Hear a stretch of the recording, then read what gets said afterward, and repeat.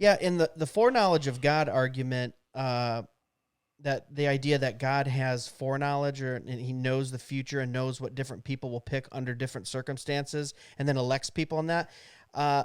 There's a couple things with that. First, it's a violation of God's statement that he does not show partiality. If God looked into the future to see who he would pick under different circumstances, then he's showing favoritism based on a foreseen good quality in them, namely the good quality that they'll, choose him under different circumstances. Mm-hmm. So we know that God doesn't show partiality. Romans 9 through 11. Let me see if I have it here. For this is the word of promise. At this time, I will come and Sarah shall have a son. Mm-hmm. This is what you just read. Yep. And not only this, but there was Rebekah also. She had conceived twins by one man, our father Isaac, for though the twins were not yet born, had not done anything good or bad. So exactly what you just read is kind of showing that God doesn't show partiality. Right.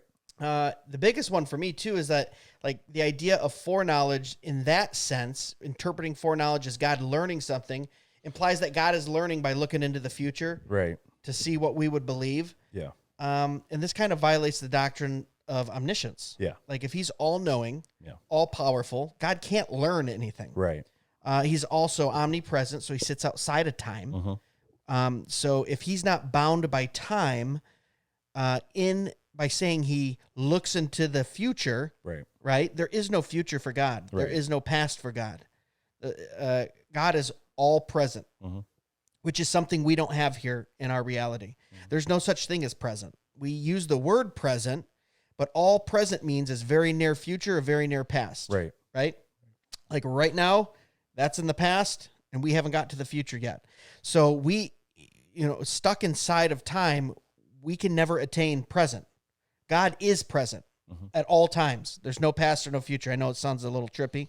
Right. But the fact that you would say God learned something and then looked into the corridors of time tells me that he's obviously not omniscient because he's learning something. Right. Now you're binding him, which only a God that sits out of space, time, or matter can actually create space, time, and matter. Yeah. Because space, time, and matter can't create itself.